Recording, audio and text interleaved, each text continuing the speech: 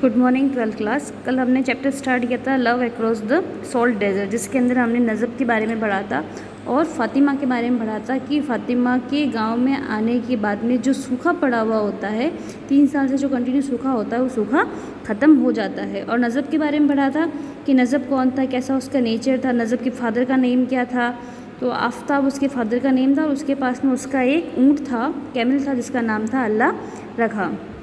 और उसके बाद हमने पढ़ा था कि कैसे वह पंचमई पीर के यहाँ पे जो ट्रेडिशन होता है उसको फॉलो करता है, क्या उसके पीछे की कहानी होती है, कैसे वो रन क्रॉस करता है और रन पहले वो कितनी बार क्रॉस कर चुका होता है, किसके साथ में उसने रन क्रॉस किया होता है, ये सब हमने कल पढ़ा था। इसके अलावा हमने कल एक कैरेक्टर और पढ़ा था, वो था काले शाह।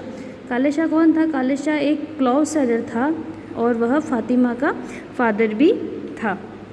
ठीक है, इसके आगे से स्टार्ट करते हैं। बट हिज डॉटर, हिज यानी किसके लिए आया? हिज यहाँ पर काले शाह के लिए।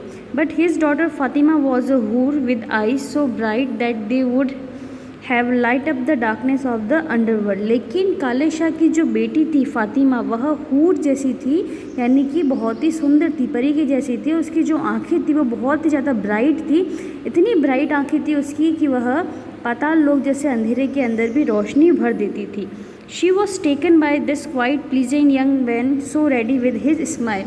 और वह फातिमा जो थी, वह जो यंग मैन होता है, यंग मैन को नजब उसकी स्माइल से बहुत ज़्यादा अट्रैक्ट हो जाती है। But she could hardly elicit a word out of him. लेकिन वह मुश्किल से एक भी शब्द उस लड़के से बोल पाती है, यानी कि वह उससे बात नहीं कर पाती है। Fatima had been under pressure to get engaged to someone in the village known for his slurred speech। Fatima के ऊपर बहुत ज़्यादा प्रेशर था कि वह गांव में एक ऐसे व्यक्ति के साथ में शादी करे जो कि उसकी जो भाषा थी वो थोड़ी सी अस्पष्ट थी, यानी कि वो थोड़ा सा हकलाता था, ग्रोस्टेक स्टेमर, और उसकी जो लैंग्वेज थी वो बड़ी सी अजीब सी हकलाने वाली थी। Just my luck to run into mutes. और वो सोचती थी कि उसका जो लक है वह इन म्यूट्स यानी गूंगे लोग जो होते हैं उनके साथ ही जुड़ा हुआ है। But then as she caught him staring at her she laughed back. लेकिन तभी वह देखती है कि जो नजब होता है वह उसको घूर रहा था और वह भी उसको देख करके वापस स्माइल कर देती है। And in the evening when Fatima repeated the performance and her face flooded with excitement। और शाम के समय फातिमा क्या करती है, अपनी जो परफॉर्मेंस होती है, यानी कि नजब को देख करके मुस्कुराने की जो परफॉर्मेंस होती है वो वापस से रिपीट करती है और उसके चेहरे के ऊपर कुछ ज़्यादा ही एक्साइटमेंट दिख रहा था। As if she dared him to take the next step he had flung his arms around her in a reckless dizzy moment. और इतना ज़्यादा उसके अंदर एक्साइटमेंट था कि नजब जो था उसके अंदर इतनी हिम्मत आ गई थी कि वह जा कर के उसके गले मिल जाता है, यानी कि उसको हग कर लेता है। Yes he would come again he told her. हाँ, नजब उसको बोलता है कि वह यहाँ पर दोबारा वापस ज़रूर आएगा।